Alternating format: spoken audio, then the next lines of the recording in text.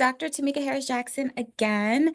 I am with Hope and Serenity Health Services. I'm the founder and therapist of HNS, and we're located in Altamont Springs, Florida. And our focus is all about women's mental health, holistic health. Today we have with us Dee Hondros, licensed mental health counselor. Hi, Dee. Hi. Thanks for joining today. We are in April. It's April 2025, and April is Autism Awareness Month. And we thought it was a really great idea for us to come together and share a little bit more information this month to help you, our listeners, our watchers, get to know a little bit more, not only about D, but also about the services we provide and a little bit more about what it means to have a diagnosis of autism spectrum disorder. So, we're going to talk a little bit about that in our time together today. Sound okay, Dee? Sounds perfect. Awesome. So, if you can just tell us a little bit more about you for those who may not remember or this is their first time meeting you. Mhm. Yeah, I'm Dee. I'm a therapist here at HNS, and my specialty area and my passion is working with adult individuals that are on the autism spectrum, have autism spectrum disorder, or individuals who have ADHD. So, another thing that I am passionate about is doing diagnostic evaluations for those two things. And so April is Autism Awareness Month. And so, yeah, I'm here to kind of talk about what that process is like and sort of hopefully answer some basic questions for people if they're considering maybe doing that. Okay. Perfect. Awesome.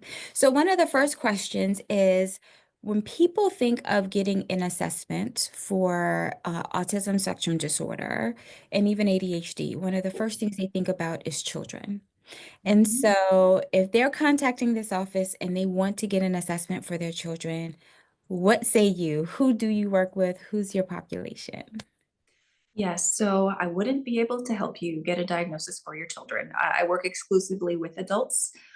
That's my niche and my specialty area, and I'm doing that because I feel like that's really necessary. Because when you think of diagnostic evaluations for that kind of neurodivergence, we usually think about people who work with kids because thankfully a lot of the time it's noticed when we're children, and then we can have time to learn about it and have words to put to it, but that's not the case for everybody. So plenty of adults have gone through their entire lives not knowing that they're neurodivergent, that they're autistic, or that they have ADHD. So those are the folks that I'm here to support. Phenomenal.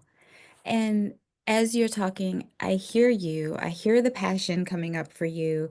Why is it so important for you to work with adults? Mhm. I'm one of those people. Mm. So um, in adulthood, in my 40s, I was diagnosed with autism. So a lot of people we don't have the information to kind of frame what that might look like for a woman in her 40s. Because again, we're used to hearing about and seeing autism represented in sort of the male presentation, or even the young boy presentation, and what that looks like behaviorally and how that manifests. So girls and women tend to show up differently in their neurodivergence, and so I was one of those people that went through life knowing that something was different, and there was something I was not getting that other people were getting in terms of, um, like social expectations and being able to process social information and um, sensory differences, things like that, that I knew something was different, but I didn't have a label to put to that to explain it. And so often when that happens for adults, we've gone through our lives being told and thinking that, okay, well, it's just a skill I need to learn. I need to work on this or that. I need to learn how to do this better. I just need to, and we get all kinds of advice. Like people say, well, just be yourself, just relax. Mm. Okay, I don't know what that means. So that's often what a neurodivergent person will say. Like, what are you talking about? So yes, we go through life trying to fix a problem that we see, um, and then some people are fortunate enough to get an explanation for that. And that's not to say that everyone who presents with certain traits, like social difficulty or things like that, it doesn't mean that that person is necessarily autistic. So autism traits and ADHD traits are also common in the general population. So that's why the diagnostic process is important, because we're pulling all that data together and trying to figure out, you know, are these a set of traits that you have? Is this because of some other thing that this is showing up for you? Is this a trauma response? Is this, something else? Or is it autism and or ADHD? So um, yeah, Mhm. your original question was why is this important to me? And so that's what it's about. It's such a it's a whole thing to try to gather all of that information about yourself and try to figure out, am I autistic, or am I, just different, or am I just, not good with this or that? Is it just a personality trait? So having a place to go where you have the space and time to sit with someone who, number one, gets that life experience from an experiential standpoint. Like I've been through that, so I know what it's like to try to explain that to someone who doesn't have that same framework or foundational knowledge about neurodivergence and how it looks different with different populations. So yeah, the reason I do this is to create that time and space for someone where they don't have to try to convince me of anything. They don't have to try to explain why, even though they seem typical in most ways, they're actually not. There's a lot of internal stuff going on. So yeah, Mm. you don't have to over explain it to me, because I know what you're talking about. From a life experience perspective, but also from a clinical perspective. Like done I've done a lot and continue to do a lot of learning and reading and um, connecting things. Mhm. So yeah, from a clinical perspective, I've definitely made that my priority Mm. to learn about that from a deeper place. So That is so valuable that it's something where people don't have to convince you. When you said that, people don't have to sit and try to convince you that they've been living life in ways that have felt just kind of out of sync for them. That they felt different. They felt kind of excluded, or just like they can't really fit or understand things. And not just kind of be poo-pooed and someone saying, oh, you just need to get more rest, or you just need to kind of find the right group of friends, or you just need to, it's always with that, oh, you just need to. mhm, But having a place, someone like you who really is open to listening, and you're not listening with the intent of trying to diagnose someone as autistic, you're really listening to their lived experience and their story and helping them to understand what might diagnostically be appropriate for them as, as a diagnosis of ASD, or maybe not. mhm. But it's a place where they can come and explore and not feel poo-pooed and that, oh, you just need kind of thing. That's so minimizing and invalidating. Yes, it is. It is. And usually people say that because they don't know what else to say. And they're trying to encourage us. And so, again, getting answers, getting information, getting a diagnosis sometimes can be the thing that helps you then turn around and say to people, well, actually, for me, it doesn't work that way. Not Mm, that we're obligated to educate everyone about neurodivergence. That's not necessarily our job. Everybody's got to do that for themselves, but it gives you language, and it gives you um, context, so that if someone does say that to you, you can say, I mean, maybe you don't want to say anything, but maybe you can just say, Okay, well, thanks," and then know that that's not necessarily the solution. And that's not to say that someone who is autistic cannot hone skills or strategies, but it's just the skills and strategies are about our well-being and accomplishing things that we want to accomplish, not trying to fit into the Mm, mold of a neurotypical world and someone telling us you need to show up this way or that way. So yeah, it's the strategies that we implement and the learning and stretching that we do, hopefully, is to get where we want to go. yeah. Yeah. I I imagine that someone, a woman, for example, who has felt that this might be true for her, and she's been working in corporate and trying so hard to fit the mold. I can imagine that having a diagnosis could feel at once affirming and liberating and just kind of helping them to understand, but it could also feel scary. Like, okay, now what do I do? Mhm. So I'm imagining you're sitting with someone, you've done the assessment with them, and we'll talk a little bit more about that. You've done an assessment with them. You find that together that this is a diagnosis that's true for them.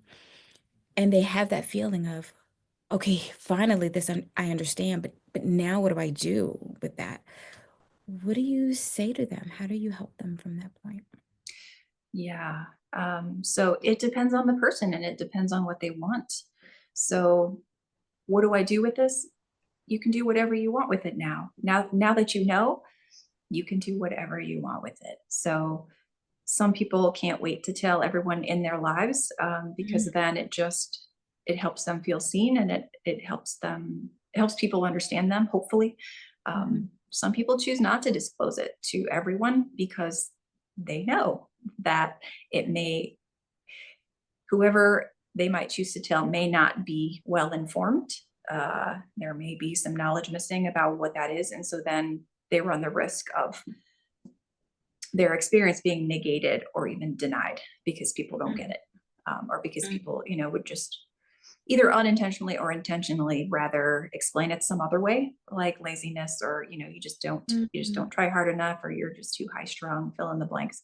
And a person can be those things too. Like every neurodivergent person and autistic person, we have personalities too. So if you've seen one autistic person or met them, you've only met one autistic person. We're all different and unique, not just in our symptom presentation, but personality and characteristics and our life experiences and culture and race and background.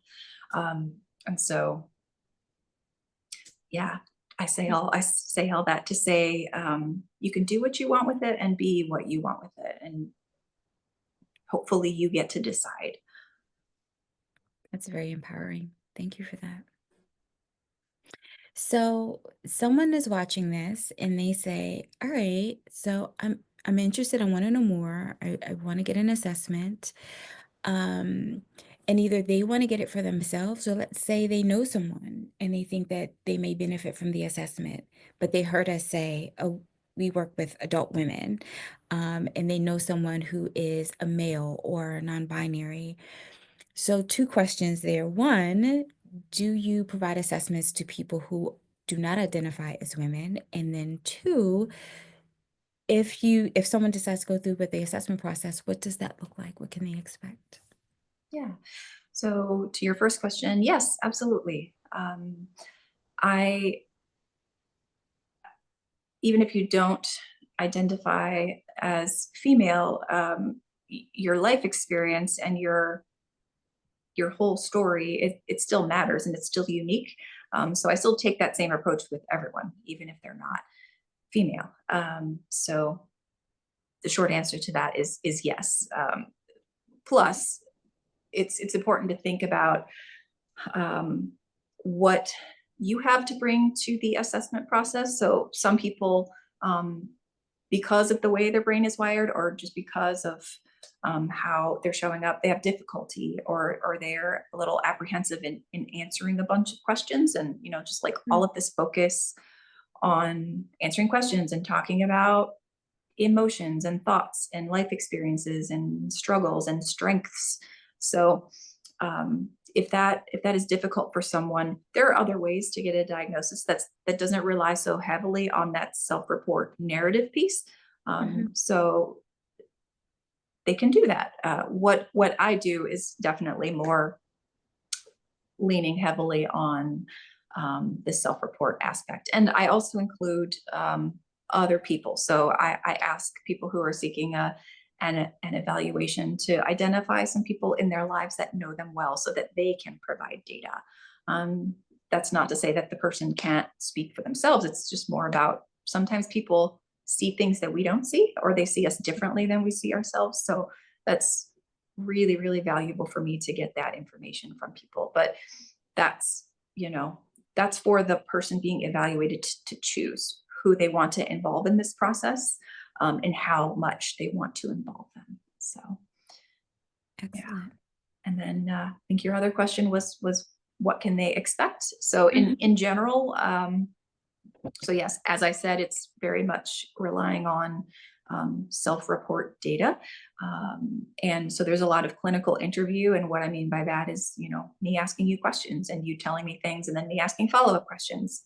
So a lot of that is to get a sense of, what your specific presentation and experiences are with your symptoms and how they show up, not just now, but throughout the lifespan, because our symptom patterns change and shift throughout the lifespan. And both autism and ADHD are childhood onset.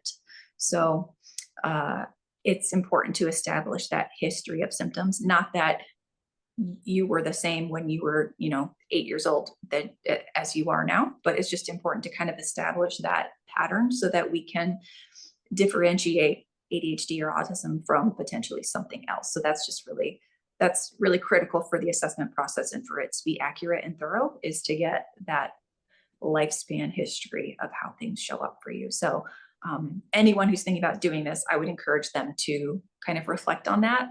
Maybe even like jot some things down, journal on that, look through your old report cards, look through um, whatever you have, talk to people in your family that know you well and that would be supportive of you in this process. So yeah, say all that to say a lot of information gathering and data gathering, and a lot of that is narrative.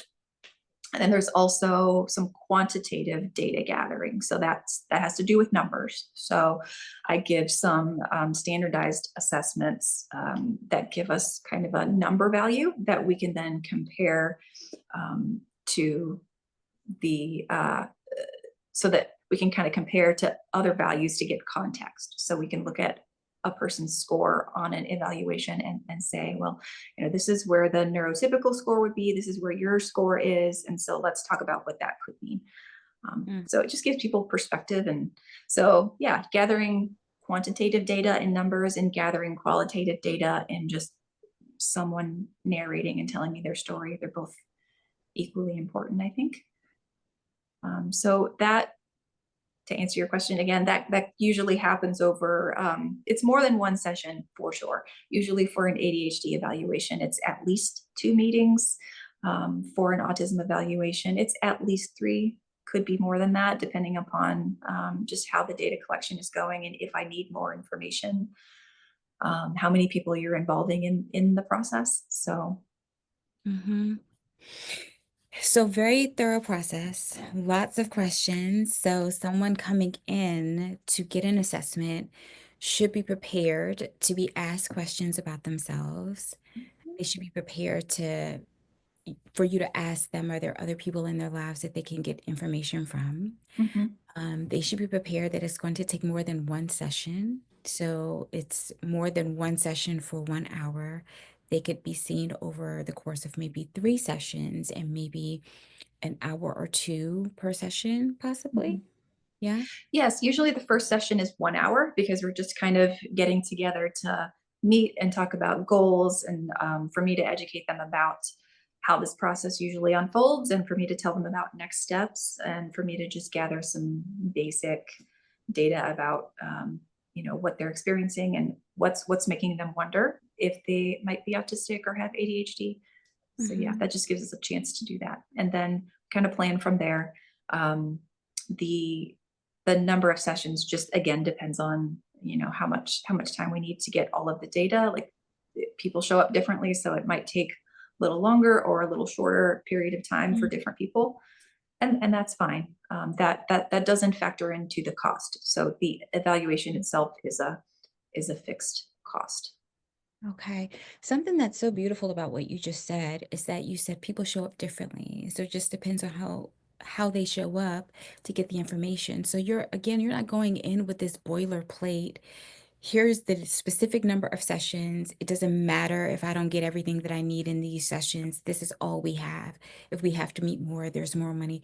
You really are personalizing this assessment experience for each person so that they have time and opportunity to really share with you who they are so you can get the data that you need to give them the most correct assessment that you possibly can based on the information you give. Dee, that is such a personalized experience and is so rare to have something like this in this day and age, especially not with a lot of costs heaped on top of it. Your process is really saying to that individual calling in to say, listen, I see you, you matter, and I want to take time to understand you to help give you the information that you're looking for. That's so caring and compassionate. Thank you. Yes, that what you said is exactly what I'm trying to do. What Mm, I set out to do is honor the individual, and mm, also, I mean, it's an effort to accommodate, right? Like, so if we're talking about people being neurodivergent and needing different things and needing mm. different support and having different strengths, then I need to be prepared to do that just in the evaluation process to give people the amount of time that works for them, um, and the process that works for them. So it's, yeah, it goes differently with each person, and that's okay. Wow. So even with hearing you say the process that works for them, so if someone wanted to come in person, if they felt more comfortable just being in person with you, it sounds like that's an option. And if someone said, you know what, I'm just not comfortable driving and coming into the office, I'd rather do it virtually. I know that's an option. And then if they need to change up, maybe the first one they want to come in person and the next one they want to be virtual, you really are willing to meet the person where they are to support them in this process. Yes, yeah, as long as that's clinically appropriate, I certainly don't mind doing telehealth or doing it in person. So Mhm. yeah. Wonderful, wonderful. And so listening to that and this personalized experience, someone is like, oh yeah, I'm ready for this to cost me like I don't know, whatever amount. If you can share a little bit more with the audience about what they can expect cost-wise, what they understand the assessment process, I think at this point, what they get from the assessment, but what else happens with that cost? What else is included in that cost? And is insurance an option for people?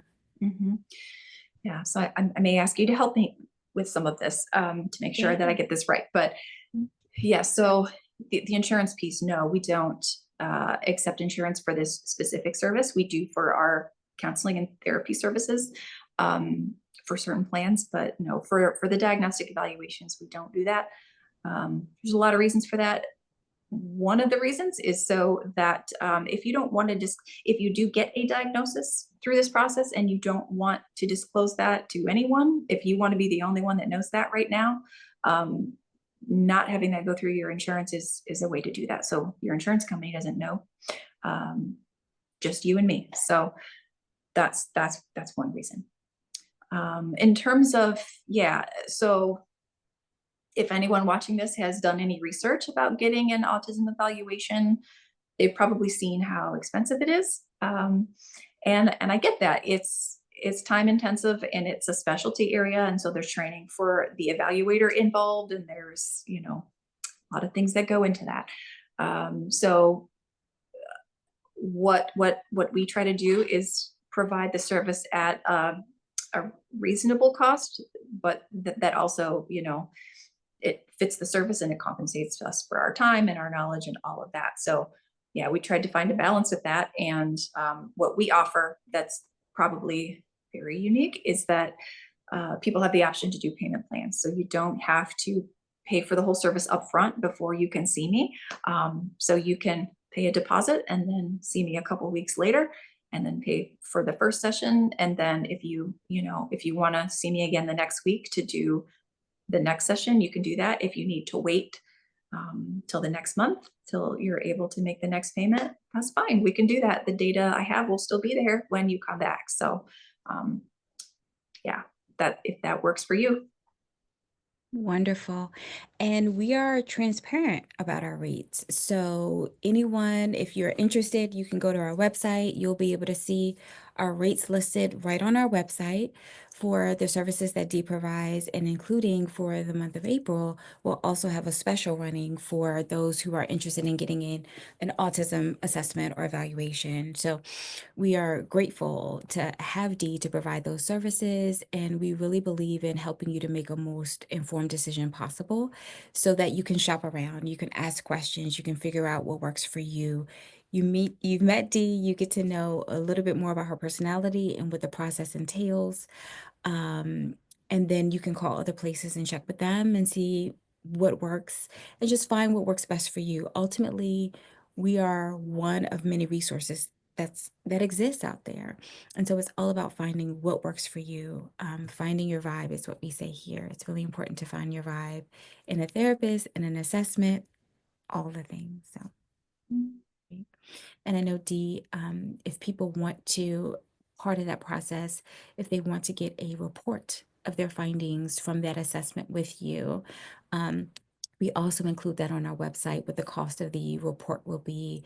And so people might find that helpful to explain to a medical provider or just to have for themselves. I know when I go to the doctor and the doctor gives me a copy of everything that I've had done, I enjoy that. I like to be able to sit and read through because I don't remember everything at the time of the appointment. So it's helpful to have that report to walk away with and to keep for myself. Absolutely. Yeah. So people who meet with me for an evaluation have the option to add on a report, and so in that report, I just put all of the data that we've collected over that evaluation, and just kind of lay out how that person lines up with the diagnostic criteria, so that they can look back in that to look back at that themselves, and also if they want or need to show it to someone to help them understand, that can be a helpful tool for that. Perfect. Dee, as always, this information is so valuable, and I so appreciate you talking to us. Is there anything that you feel like we haven't chatted about that you really want to make sure that the listeners, the watchers are able to take away from our meeting today? Hmm. I think just want to underline the point that yeah, it's all of this is a personal decision, right? So some people choose, even not to seek out a diagnosis, or it's not that critical for them to get that answer from someone else.